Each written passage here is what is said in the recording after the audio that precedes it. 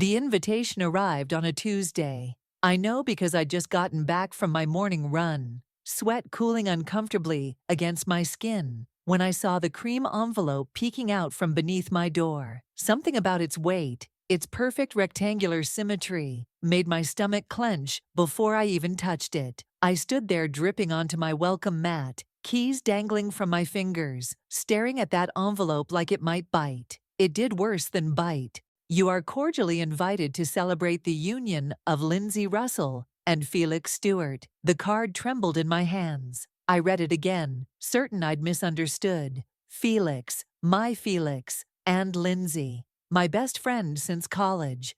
I sank to the floor, still in my running clothes. The invitation clutched so tightly, it crumpled between my fingers. The elegant script blurred as tears filled my eyes. 8 months. It had been only 8 months since Felix had looked me in the eyes and said, "I just don't love you anymore, Sophia." My phone buzzed from the pocket of my running shorts. A text from Bianca. "Did you get it too?" I couldn't answer, couldn't form words. My throat had closed up, and I was struggling to breathe normally. The walls of my apartment seemed to press inward. The home I'd carefully built after Felix moved out suddenly felt like a museum of my failures. I crawled to the bathroom, turned the shower on full blast, and sat fully clothed under the stream until the water ran cold. The invitation dissolved into a soggy mess on the bathroom floor. I wished my memories would dissolve as easily. "You need to eat something," Bianca said, pushing a plate of pasta toward me. She'd shown up at my door with takeout, and that look of fierce determination that meant arguing was pointless. "I'm not hungry." I pushed the food around with my fork. We were sitting at my kitchen island, the remains of the invitation drying on a paper towel between us. "It's been 3 days, Soph. You haven't been answering calls." "I've been busy." "Doing what? Staring at walls?" I glared at her, processing the fact that my ex-fiancé is marrying my best friend, or former best friend, whatever she is now. Bianca reached across the counter and squeezed my hand. "I know it's awful, but you can't just disappear." "Why not?" They did. 6 weeks after we broke up, they were suddenly taking time away from social media and traveling. Now I know why. The bitterness in my voice surprised even me. "Are you going to go?" Bianca nodded toward the ruined invitation. I laughed, a harsh sound that hurt my throat. "To their wedding? Are you serious? It might give you closure." Closure. I stood up so quickly my stool toppled backward. "They want me to watch them get married? After everything? No. What I need is distance, not some sick front row seat to their happily ever after." My phone rang, cutting through the tension. Knox's name flashed on the screen. My brother had called twice yesterday, and 3 times the day before. I hit decline. "You can't avoid your brother forever," Bianca said quietly. "I'm not avoiding him. I just can't handle his optimism right now." Knox was the family peacemaker, always looking for silver linings. I couldn't bear to hear how this betrayal might actually be a blessing in disguise. "He's worried about you." "Everyone's worried about me." Poor Sophia. Can't keep a man, can't keep a friend. I pressed the heels of my hands against my eyes. God, I must have looked like such an idiot to them. "You're not an idiot," Bianca said firmly. "They're the ones who what? Found love? Followed their hearts?" I dropped my hands and stared at her. "That's what everyone will say. That you can't help who you fall for. That these things happen. Not like this, not behind your back." My phone buzzed again. Knox, texting now. "I know you're hurting. Call me when you're ready. Love you, sis." Something about his simple message broke through the numbness I'd been cultivating. A sob escaped before I could stop it. Bianca was around the counter in seconds, arms wrapping around me. "Let it out," she whispered. "It's okay." But it wasn't okay. As I cried against her shoulder, something else was taking root alongside the pain. Something harder and colder. I thought of Felix's hands on Lindsay's body, of them laughing together about me, of the countless times Lindsay had listened to me cry over him. all while knowing she was sleeping with him. When I finally pulled away from Bianca, wiping my face with the back of my hand, I felt different, clearer. "You know what?" I said, picking up my phone. "I think I will go to their wedding." Bianca's eyes widened. "Really?" I nodded, a strange calm settling over me. "But first, I need to talk to Knox."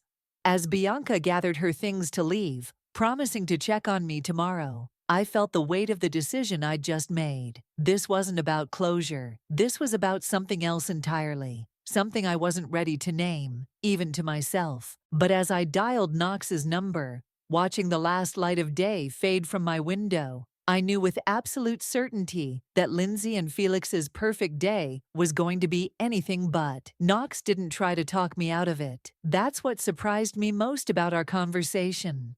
"I get it," he said, his voice low and steady through the phone. "I'd want answers too." "It's not just answers," I admitted, curling deeper into my couch. "I want them to see me. To know that I know." "And then what?" I hesitated. "I haven't figured that part out yet." After we hung up, I sat in the dark, letting the silence of my apartment wrap around me. For the first time in days, my mind felt clear, focused. I needed to purge every trace of them from my life before I could move forward. The next morning, I dragged 3 cardboard boxes from my closet and placed them in the center of my bedroom. One for donations, one for trash, and one labeled simply, Felix. I started with the easy things: the hoodie he'd left behind, books he'd loaned me, the expensive watch I'd bought him for Christmas that he'd conveniently forgotten when he moved out. My fingers lingered on the soft fabric of the hoodie. I'd worn it countless times after he left, breathing in his fading scent until it smelled only of my own perfume and tears. Now I shoved it into the donation box without ceremony. By noon, I'd worked my way through most of the bedroom. The Felix box was nearly full, and I felt lighter with each item I removed from my space. I moved to the living room, to the desk where I kept important documents and mementos. That's when I found it. The small black USB drive was tucked into the back of my desk drawer, underneath a stack of birthday cards. I turned it over in my palm, frowning. It wasn't mine. The small LR etched into its side made my heart skip. Lindsay Russell. I remembered now. 6 months ago, before everything fell apart, Lindsay had stayed at my place for a weekend while her apartment was being fumigated. She must have left it behind. I stared at the tiny device, my pulse quickening. I shouldn't look. Whatever was on it was private, personal. But then again, so was my relationship with Felix. Before I could talk myself out of it, I plugged the drive into my laptop. A folder appeared, containing dozens of files with dates as names. I clicked on the most recent one. A spreadsheet opened, filled with numbers, names, and notes. At first glance, it looked like financial records, but as I scrolled through, confusion gave way to disbelief. These were client accounts from Meridian Partners, the investment firm where Lindsay worked, but the numbers didn't add up. Literally, there were discrepancies, transfers to accounts labeled only with initials. I'm not an accountant, but even I could see this wasn't right. I opened another file, this one from 3 months earlier. More of the same, but with different clients, different amounts. I kept digging, opening file after file, my hands growing cold as I realized what I was looking at. Lindsay was embezzling from her clients. I sat back, stunned. This was serious, criminal, the kind of thing that ended careers and sent people to prison. But there was more on the drive. A folder labeled Personal caught my eye. I hesitated only briefly before double-clicking. Photos loaded onto my screen, dozens of them, and there, smiling back at me from the third thumbnail, was Felix, my Felix, with his arm around Lindsay, standing on a beach I didn't recognize. The date stamp read 14 months ago, 4 months before he broke up with me. My hands shook as I clicked through more photos. Felix and Lindsay, at a restaurant, in a hotel room, kissing on what looked like a balcony overlooking a city at night. "No," I whispered, but the evidence was undeniable. They hadn't gotten together after we broke up. They'd been seeing each other for months while Felix and I were still together, while Lindsay was still pretending to be my best friend. I closed the laptop and ran to the bathroom, barely making it before I threw up. When there was nothing left in my stomach, I slid down against the cool tile wall, hugging my knees to my chest. The betrayal I'd felt before was nothing compared to this. This was calculated, deliberate. They had looked me in the eyes day after day, knowing what they were doing behind my back. I caught sight of myself in the bathroom mirror, pale, hollow-eyed, broken. But as I stared at my reflection, something shifted in my gaze. The hurt was still there, but now there was something else, something harder. I thought about the financial records, about the photos, about how perfect their lives looked from the outside. Slowly, I stood up and splashed cold water on my face. I dried off with a towel, still looking at my reflection. They don't get to win, I told the woman in the mirror. Not like this. I walked back to my laptop and copied everything from the USB drive. Then I tucked the original back into the drawer where I'd found it. Evidence, safely hidden in plain sight. I picked up my phone and texted Bianca. Need to talk, not over the phone. Can you come over tomorrow? Her response was immediate. Of course, everything okay? I stared at her message, a strange calm settling over me. Nothing was okay, but maybe, just maybe, it would be. No, I typed, but I know what I need to do now.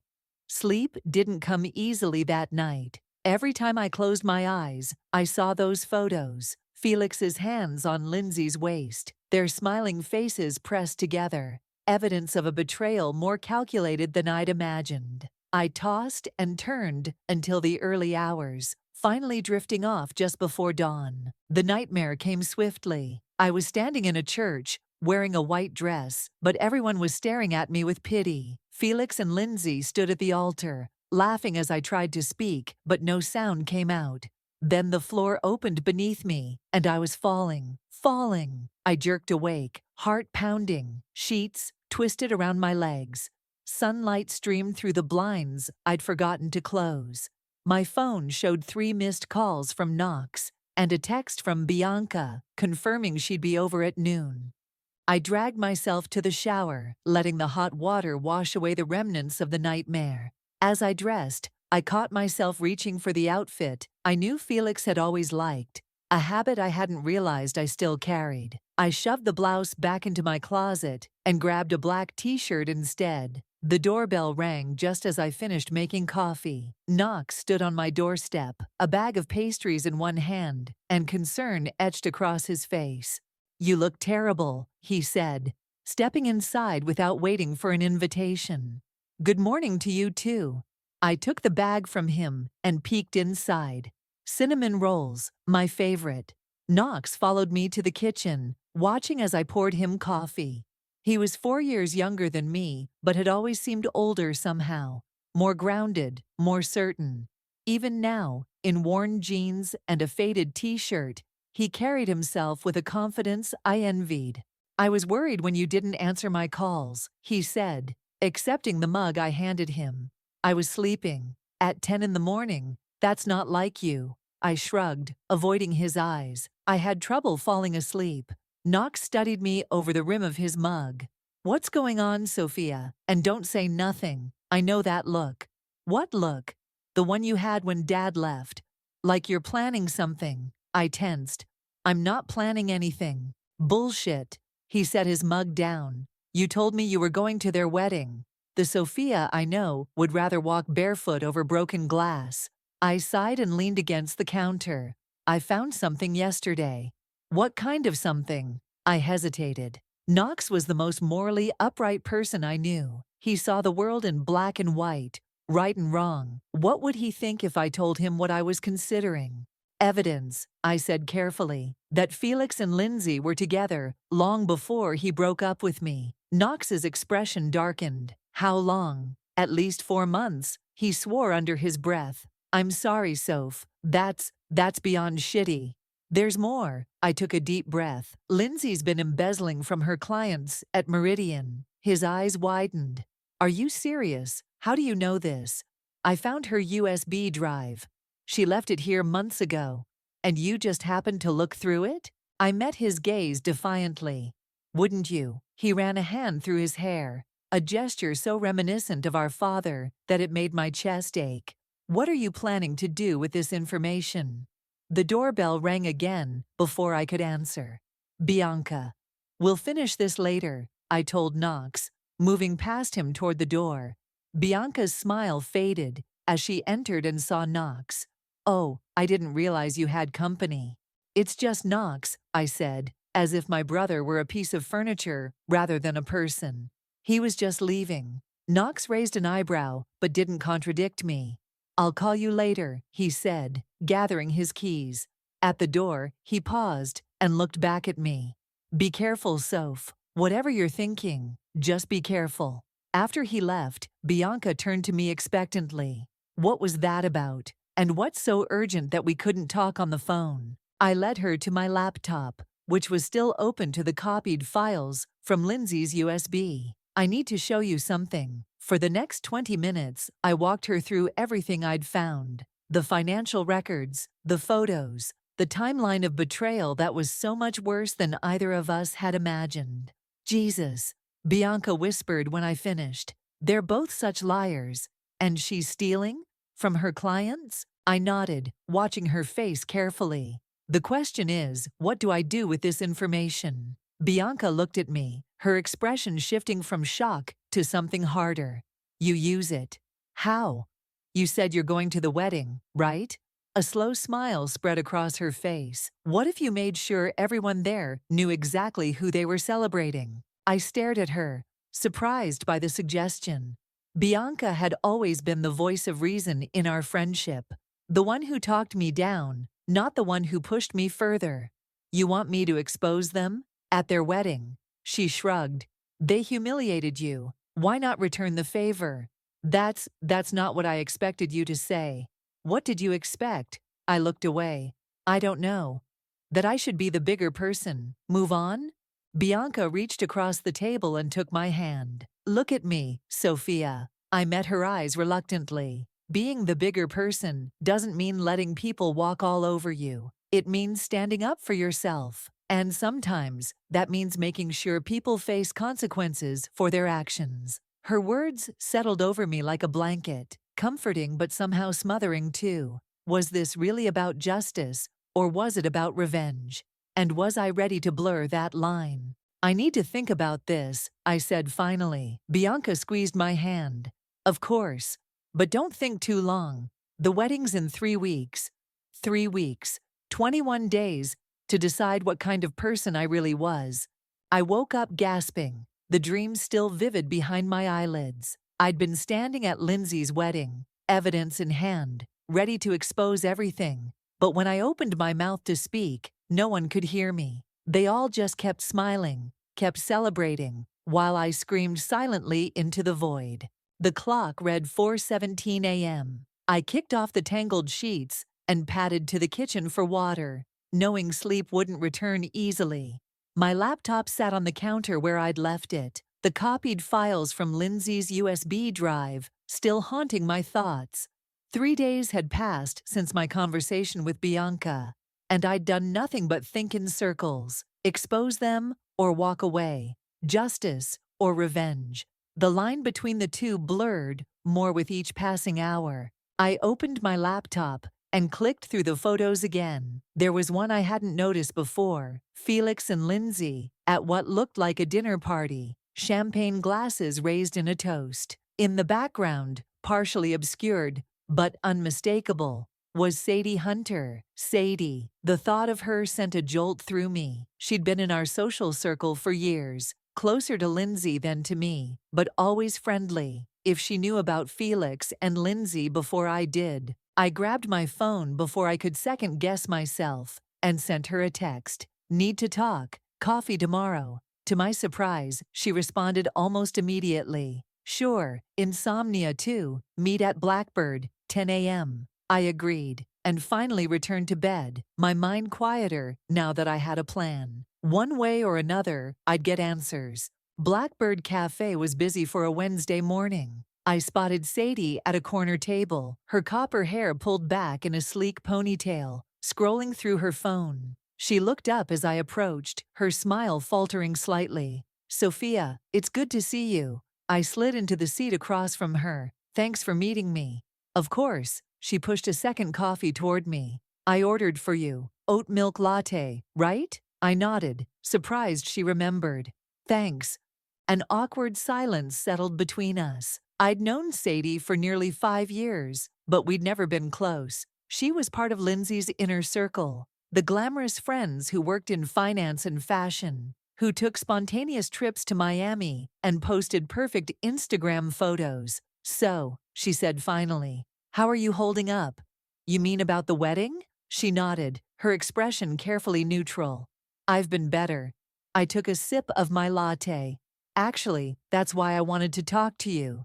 "Oh." I pulled out my phone and opened the photo I'd found last night. "I came across this recently. You were there." Sadie took the phone, her face paling slightly as she recognized the image. "Where did you get this?"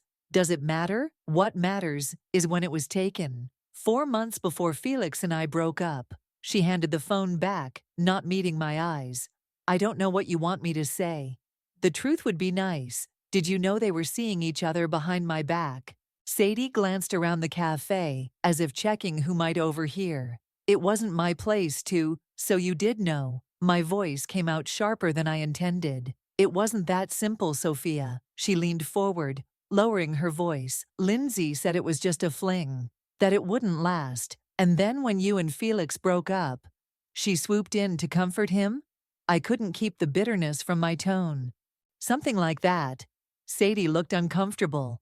"Look, I'm not defending what they did. It was wrong. But it's complicated. Seems pretty straightforward to me. My fiancé cheated with my best friend, and now they're getting married." Sadie sighed. "There's more to it than that." "Like what?" She hesitated, fidgeting with her coffee cup. "Lindsay, she has this way of making everything seem okay, of justifying things, and people believe her because she's Lindsay. She's always been the one everyone gravitates toward, including you." "Including everyone," Sadie corrected. "You've seen how people are around her. It's like she has this, I don't know, this pull. Even now with the wedding, everyone's so excited for them. It's like the past doesn't matter." I thought about the financial records I'd found, about how easily Lindsay had apparently been stealing from her clients without raising suspicions. "What would people say," I asked carefully, "if they knew Lindsay wasn't who she pretends to be?" Sadie's eyes narrowed. "What do you mean?" "Just hypothetically, if there were things about her, about both of them, that weren't so picture perfect." "Sophia." Sadie's voice dropped to a whisper. "Whatever you're thinking of doing, don't. It won't end well for you." "Why not?" "Because Lindsay always wins. Always. And she doesn't fight fair." A chill ran through me at her words. "Are you warning me or threatening me?" "Warning you. As someone who's seen what happens to people who cross her." Sadie gathered her purse and stood. "I should go. I have a meeting." I caught her wrist. "Wait, just tell me one thing. Are you going to tell her about this conversation?" Sadie hesitated, then slowly shook her head. "No. But be careful, Sophia, please." After she left, I sat alone, turning her words over in my mind. "Lindsay always wins." The phrase echoed like a challenge, strengthening my resolve rather than weakening it. Back at my apartment, I opened my laptop and created a new document. At the top, I typed plan. Then I began listing everything I knew, everything I had, and everything I still needed. The financial records were my strongest evidence, but I needed to understand exactly what they showed. I'd need help with that, someone who understood accounting and could explain the implications. The photos were damning, but not enough on their own. I needed more, something concrete that would ensure Lindsay and Felix couldn't simply laugh it off or explain it away. My phone buzzed with a text from Knox. "Checking in. You okay?" I stared at his message, thinking about his warning to be careful, about Sadie's similar caution, about how everyone seemed to think Lindsay was untouchable. "I'm fine," I texted back. just working on something important. As I set my phone down, I felt a strange sense of calm. The path ahead was becoming clearer. If Lindsay always won because she didn't fight fair, then maybe it was time someone played by her rules. I added one final note to my document: find Lindsay's weakness. Then I saved the file and closed my laptop. The decision made.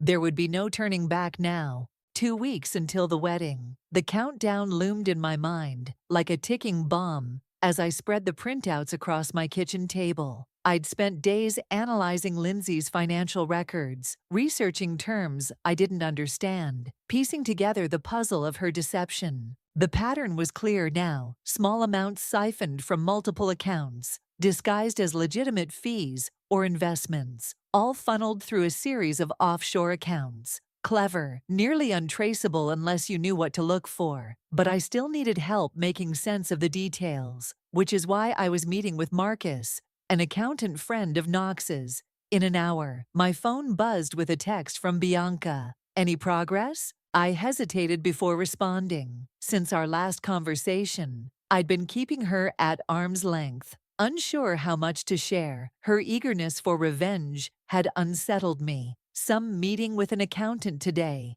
Her response came quickly. Smart. Need backup. I've got it. We'll update you later. I gathered the most damning documents into a folder, careful to remove anything that might reveal how I'd obtained them. The last thing I needed was to admit to accessing Lindsay's private files. As I reached for my keys, my gaze fell on a small box I'd unearthed during my purge of Felix's things. Inside was a journal I'd kept during our engagement, filled with dreams, plans, and a naive happiness that made my chest ache. On impulse, I flipped it open to a random page. Felix surprised me with dinner tonight. Said he was proud of me for landing the Peterson account. Sometimes I still can't believe I get to spend my life with someone who sees me so clearly, who celebrates my wins as if they were his own. I snapped the journal shut, my eyes burning. That version of Felix, the one who had seemed to love me so completely, had been a mirage, or worse, a calculated performance. The realization hit me like a physical blow. I wasn't just angry about the betrayal. I was mourning the person I thought I'd known, the future I'd believed in. Was I doing this for justice, or was I just trying to make the pain stop? I shoved the journal back into the box and grabbed my folder. No time for doubts now. These are definitely irregular, Marcus said, frowning at the spreadsheets I'd laid before him. We sat in a quiet corner of a downtown cafe, his expression growing more troubled as he examined each document. Irregular how? I asked, though I already knew the answer. He glanced up, his eyes narrowing slightly. Where did you get these again? From a concerned client, I lied smoothly. They asked me to get a second opinion. Marcus didn't look convinced, but he continued. These transactions, they're structured to avoid detection, small enough not to trigger automatic alerts, consistent enough to seem routine. He pointed to a column of numbers, but over time, they add up to significant amounts. How significant? Based on just what's here, close to 2 million. I inhaled sharply. The number was larger than I'd imagined. And this would be illegal? I asked, needing to hear him confirm it. Embezzlement, fraud, possibly tax evasion. He closed the folder and slid it back to me. Whoever this is, they're looking at serious charges, years in prison. The weight of his words settled over me. Years in prison. I'd known what Lindsay was doing was wrong, but hearing it stated so bluntly made it real in a way it hadn't been before. Thank you, I said, tucking the folder into my bag. This is helpful. Marcus studied me, concern evident in his expression. Sophia, whatever you're involved in, be careful. This kind of financial fraud often connects to bigger operations. People who wouldn't hesitate to protect themselves. I forced a smile. It's nothing like that, just helping a friend. As I left the cafe, his warning echoed in my mind. Bigger operations, people who wouldn't hesitate. What exactly had Lindsay gotten herself into? And what would she do to keep it hidden? I was still mulling over these questions when I arrived home to find Knox sitting on the floor outside my apartment door. "We need to talk," he said, standing as I approached. "How long have you been waiting?" "About an hour." He followed me inside, his expression serious. "Marcus called me." My stomach dropped. "What did he say?" "That my sister brought him financial records showing major fraud, then lied about where she got them." Knox crossed his arms. "What are you doing, Sophia?" "It's complicated." "Uncomplicate it for me." I sighed and sank onto my couch. "Lindsay's been embezzling from her clients. I found proof on her USB drive." "And you're what? Planning to blackmail her?" "No," I protested, though the thought had crossed my mind. "I just want the truth to come out." "By exposing her at her wedding." Knox's voice was quiet but intense. "That's not justice, Sophia. That's revenge." "What's the difference when the result is the same?" "She faces consequences either way. The difference is who you become in the process." He sat beside me, his eyes searching mine. "This isn't you.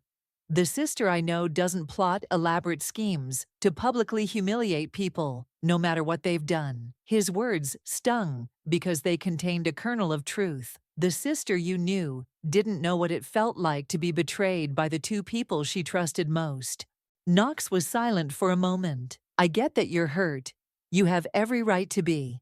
But this path you're on, it doesn't end well for anyone. Especially not you.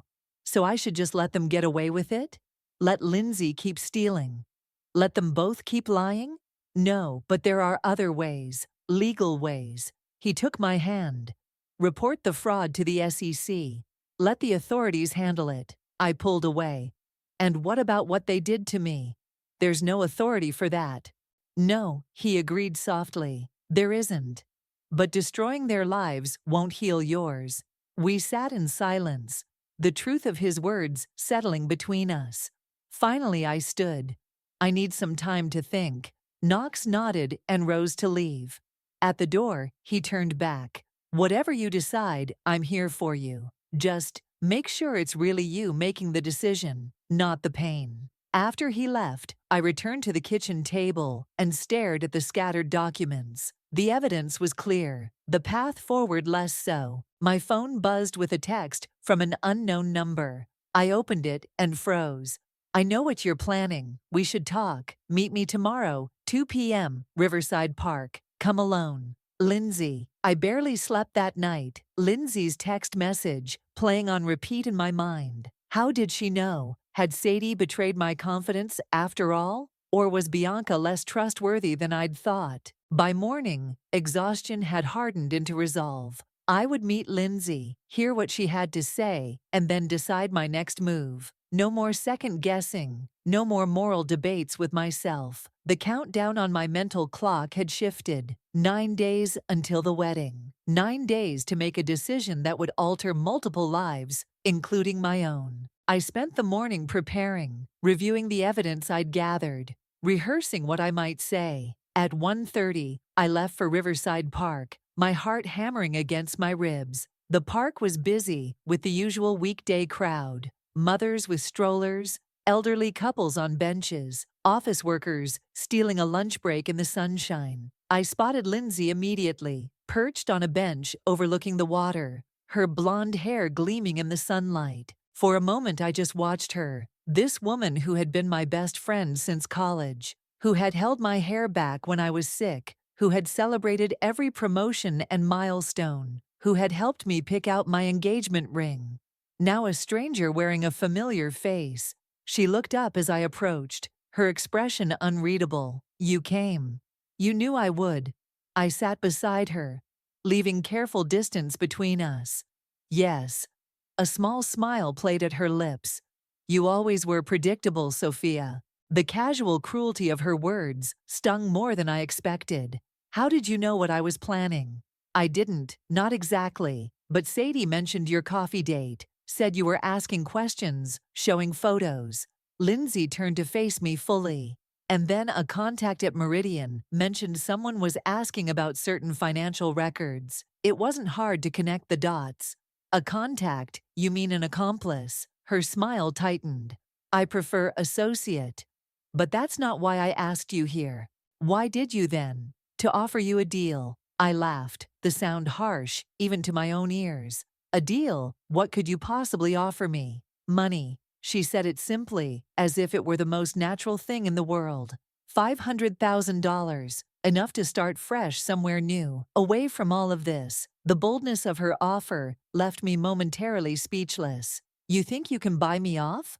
I think I'm offering you a solution that benefits us both. Lindsay's voice remained calm, reasonable. You're hurt, I understand that. But destroying my life won't heal yours. Knox's words echoed back to me from Lindsay's lips. The coincidence sent a chill down my spine. Did you talk to my brother? Something flickered in her eyes. Surprise, quickly masked. No. Why would I? She was lying. I could see it in the slight tension around her mouth, the way her fingers tightened on her purse. What exactly do you want from me? I asked. Drop whatever you're planning. Delete the files you copied from my USB. Move on with your life. She reached into her purse and withdrew an envelope. Half now, half when I confirm you've deleted everything. I stared at the envelope, anger building in my chest. You really don't get it, do you? This isn't about money. Then what is it about? Revenge? Justice? She leaned closer, her voice dropping. Or is it just that you can't stand to see me happy with Felix? Happy? I repeated, incredulous.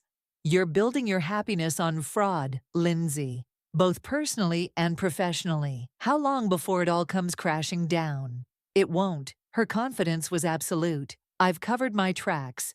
The only loose end is you. The implied threat hung in the air between us. I stood, needing distance from her. I need time to think. You have until tomorrow. Lindsay rose as well, sliding the envelope back into her purse. After that, I'll assume you've made your choice. As she walked away, her parting words drifted back to me. Choose wisely, Sophia. Some bridges, once burned, can never be rebuilt. I walked for hours after that, trying to clear my head. The sun was setting by the time I reached Bianca's apartment building. My decision made. She opened the door on the second knock, surprise evident on her face. Sophia, what's wrong? Everything. I pushed past her into the apartment. Lindsay knows. She offered me money to keep quiet. What? How did she find out? I'm not sure, but she mentioned talking to Knox, which is impossible unless what? I turned to face her, studying her reaction carefully. Unless someone told her what I was planning. Bianca's eyes widened. You think I told her, after everything she did to you? I don't know what to think anymore. You're the only one besides Knox who knew the details. And Sadie, Bianca pointed out. You met with her, remember? I didn't tell Sadie about the financial records. Bianca sank onto her couch, hurt evident in her expression. I can't believe you'd suspect me. I've been on your side from the beginning. Have you? I challenged. Because sometimes it feels like you're pushing me toward something destructive. Like you want me to burn everything down. I want you to stand up for yourself. There's a difference between standing up for myself and destroying lives. I paced the small living room, Knox's warnings echoing in my mind. Maybe he's right. Maybe this isn't the way. He? Bianca's voice sharpened. You mean Knox? What did he say to you? I stopped pacing, suddenly alert to the intensity of her question. Why does that matter? It doesn't. She broke off, composing herself. I'm worried he's trying to talk you out of holding them accountable. Something in her tone set off warning bells. I moved toward the door, needing space to think. I should go. I need to figure out what to do next. Bianca followed me. Sophia, wait. Whatever you're thinking. I'll call you tomorrow. I cut her off, already halfway out the door. Outside, I took a deep breath of the cool evening air. Something wasn't right. The way Bianca had reacted to Knox's name, her insistence on pushing forward with the plan despite the risks. My phone buzzed with a text from Knox. We need to talk, now. It's about Bianca. I stared at the message, a sick feeling growing in my stomach. Whatever was coming next, there would be no turning back. Knox was waiting for me at a 24-hour diner, tucked into a corner booth, far from the few late-night patrons. His face was grim as I slid into the seat across from him. "What's going on?" I asked, my voice low. "What about Bianca?" He pushed his phone across the table. On the screen was a text conversation between him and someone named Marcus, the accountant friend. "Read it," Knox said. I scrolled through the exchange, my confusion growing, until I reached a message that made my blood run cold. Found the connection. Bianca Wilkinson worked at Meridian until last year. Left under suspicious circumstances. Rumor is she was caught skimming accounts, but Lindsay covered for her. I looked up at Knox, my mind racing. This can't be right. Keep reading. The next message included a photo. Bianca and Lindsay at what looked like a company party, arms around each other, smiling widely. The date stamp was from 18 months ago. They knew each other, I whispered. Before all this, Knox nodded. Marcus did some digging. Bianca was fired for suspected fraud, but Lindsay intervened. No charges were filed, but Bianca lost her license. Why would Lindsay protect her? I don't know, but I'm guessing they had some kind of arrangement. Knox leaned forward. Think about it, Sophia. Who's been pushing you hardest to go after Lindsay? Who suggested exposing her at the wedding? Bianca's voice echoed in my memory. They humiliated you. Why not return the favor? She's been using me, I realized, the truth settling like a stone in my stomach. But why? If Lindsay protected her, maybe the protection came with strings, or maybe it wasn't enough. Knox shrugged. Either way, you're caught in the middle of something bigger than Felix cheating on you. My phone buzzed with a text from Bianca. "I'm worried about you. Please call me." I turned the phone face down on the table, my mind whirling. What do I do now? Walk away, Knox said immediately. Delete the files, forget what you know, move on with your life. And let Lindsay keep stealing. Let Bianca keep manipulating me. This isn't your fight, Sophia. It became my fight when they dragged me into it. I stood, suddenly certain. I need to end this. My way.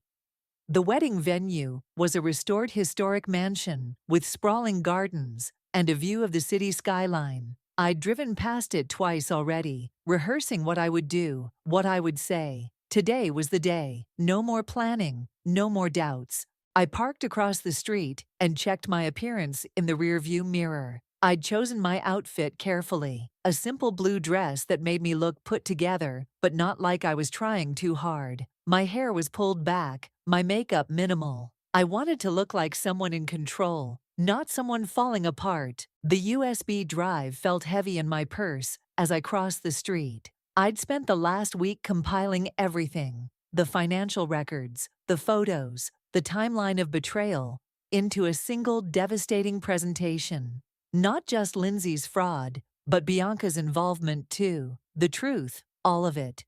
Ready to be projected onto the screen they'd set up for the wedding slideshow. My hands trembled slightly as I approached the entrance. A young man in a suit checked my name against the guest list. "Sophia Griffin," I said, my voice steadier than I felt. He scanned the list, then smiled. "Yes, there you are. The ceremony is in the garden, through those doors and to the right." I nodded my thanks and stepped inside. The cool air-conditioned interior, a stark contrast to the summer heat outside. The mansion was beautiful, with high ceilings and gleaming hardwood floors. Flower arrangements, in white and gold, adorned every surface. I followed the signs to the garden, where rows of white chairs faced an elaborate floral arch. Guests were already being seated, the soft murmur of conversation filling the air. I spotted Sadie near the front, her copper hair unmistakable even from behind. Instead of joining the crowd, I slipped through a side door marked "Private" that led to what appeared to be a preparation area. A laptop sat on a table, connected to a projector, the slideshow, ready to go. This was it. The moment I'd been planning for. All I had to do was insert the USB drive, cue up my presentation, and wait for the right moment during the reception. My hand hovered over the laptop. The USB drive clutched between my fingers. "What are you doing?" I whirled around to find Bianca standing in the doorway. her expression a mixture of concern and wariness. I could ask you the same thing, I said, taking a step back. You're not on the guest list. I followed you. She moved into the room, closing the door behind her. I've been worried. You haven't answered my calls. I know about you and Lindsay. I kept my voice low, though we were alone. I know you worked at Meridian, that she covered for you when you got caught stealing. Bianca's face hardened. You don't understand. Then explain it to me. Explain why you've been pushing me to destroy her. Because she deserves it. Bianca's composure cracked. She didn't protect me. She blackmailed me. Said she'd turn me in unless I helped her with her own schemes. When I finally refused, she made sure I'd never work in finance again. I stared at her, trying to separate truth from manipulation. So this was all about your revenge, not mine. Does it matter? We both want the same thing. No, I said slowly. We don't. I wanted justice. You want destruction.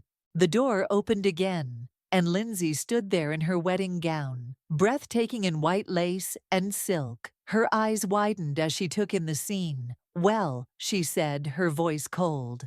Isn't this cozy? Bianca paled. Lindsay, Save it. Lindsay stepped into the room, the door swinging shut behind her, her gaze fixed on the USB drive in my hand. I offered you a way out, Sophia. You should have taken it. I'm not interested in your money, I said, or in protecting your secrets. Then what do you want? The question hung in the air between us. What did I want? Revenge? Justice? Or something else entirely? I looked at these two women. One who had been my best friend, one who had pretended to be, and felt a strange calm settle over me. I want to be free, I said finally, of both of you, of all of this. I placed the USB drive on the table between us. There's your evidence, Lindsay. Financial fraud, embezzlement, everything. I have copies, of course. I turned to Bianca, and I have proof of your involvement too. What are you doing? Bianca hissed, making my choice. I moved toward the door. You have until the end of the ceremony to decide what happens next. Either you both come clean, to Felix, to Meridian, to everyone, or I'll do it for you. Lindsay's perfect composure finally cracked. You're bluffing. I met her gaze, steadily. Try me. As I walked out, leaving them staring at each other across the table, I felt lighter than I had in months. Whatever happened next, I had reclaimed my power, my story. And for the first time since receiving that wedding invitation, I was finally, truly breathing again. I found a quiet spot beneath a maple tree at the edge of the garden, away from the gathering guests, but with a clear view of the ceremony space. My ultimatum hung in the air like the humidity before a storm. Heavy, electric, inevitable. Knox found me there, his expression a mixture of concern and confusion. What happened? He asked, sitting beside me on the stone bench. I saw Lindsay rushing back to the bridal suite. She looked upset. I gave her a choice, I said simply. He studied my face. What kind of choice? The kind that forces honesty. Before he could press further, music began to play. The ceremony was starting. Guests settled into their seats as Felix took his place beneath the floral arch, handsome in his tuxedo, his smile confident. I watched him, searching for any trace of the man I'd loved, but found only a stranger wearing a familiar face. We should go, Knox said, but I shook my head.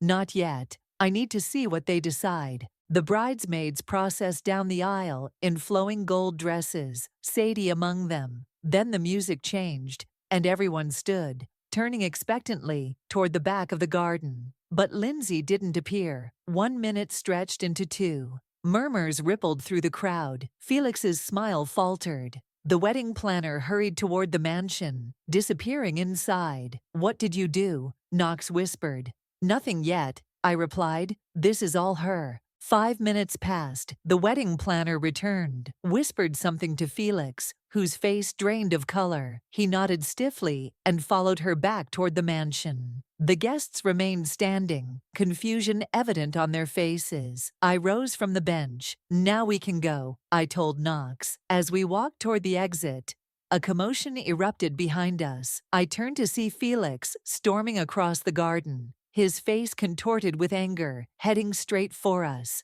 "You," he spat, stopping inches from me. "What did you say to her?" "The truth," I said calmly. "Something you should have tried. She's calling off the wedding. Says she needs to handle something before she can go through with it." His eyes narrowed. "What did you do, Sophia?" "I didn't do anything, Felix. I just refused to keep her secrets." I met his gaze steadily. "Or yours." Confusion flickered across his face. "What are you talking about? Ask your fiancée about her creative accounting, about Bianca, about the photos on her USB drive, dating back to when you and I were still together." Understanding dawned in his eyes, followed quickly by panic. "You don't know what you're talking about." "Don't I?" I stepped closer, lowering my voice. "I know exactly what I'm talking about. And soon, everyone else will too. Unless Lindsay makes the right choice." "You're just jealous," he hissed, but the uncertainty in his voice betrayed him. I admitted. "But not anymore. Now I just want the truth. All of it." Knox placed a hand on my shoulder. "We should go, Sophia." I nodded, turning away from Felix, from the chaos unfolding behind us, from the life I'd once thought I wanted. "Sophia, wait." Felix's voice had lost its edge. "What photos?" I looked back at him, really seeing him for the first time in months. Not as the man who had broken my heart, but as someone caught in a web partly of his own making. "Ask Lindsay," I said again. "If she's honest with you, maybe you still have a chance. If not," I shrugged, "then you're both exactly where you deserve to be." The call came 3 days later.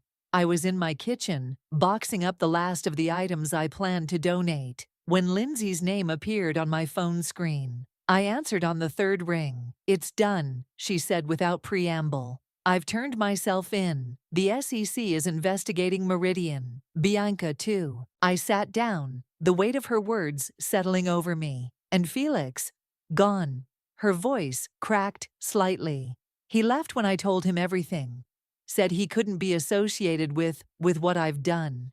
"I'm sorry," I said, and meant it. "Are you?" A bitter laugh. "This is what you wanted, isn't it?" "No," I replied honestly. "What I wanted was for the lies to stop. The rest was your choice." Silence stretched between us, filled with the ghosts of our friendship, of all we'd once meant to each other. "Why did you do it?" I asked finally. "The fraud, I mean. You were already successful." "It started small," she said, after a moment. "A little extra here and there. Then it became, I don't know, a game, I guess. Seeing what I could get away with." Another pause. "With Felix, too. Taking him from you. Proving I could." The admission should have hurt. But instead, I felt only a dull ache, the echo of a pain that had once consumed me. "What happens now?" I asked. "Now I face the consequences." Her voice steadied. "But before that, I wanted to say I'm sorry. For everything. Not that it matters." "It matters," I said quietly. "It's just not enough." After we hung up, I sat in the silence of my apartment, letting the finality of it all wash over me. The revenge I'd contemplated would have been momentarily satisfying, but ultimately hollow. This painful honesty, this reckoning, was what justice actually looked like. My phone buzzed with a text from Knox. "Heard the news. You okay?" I smiled slightly. Better than okay. And I was. For the first time in nearly a year, I felt unburdened. Not because Lindsay and Felix had suffered, but because I had finally stopped allowing their choices to define my worth. The doorbell rang. I opened it to find Knox holding a bottle of champagne and wearing a tentative smile. "Thought you might want to celebrate," he said. "Or commiserate, or whatever feels right." I stepped back to let him in. "Actually, I was thinking about the future." "Yeah?" He followed me to the kitchen, where my half-packed boxes sat. "What about it?" I picked up the journal I'd found days earlier, the one filled with dreams that no longer fit, and dropped it into the donation box. "I'm not sure yet," I said, feeling the truth of it settle into my bones. "But for the first time in a long time, I'm looking forward to finding out."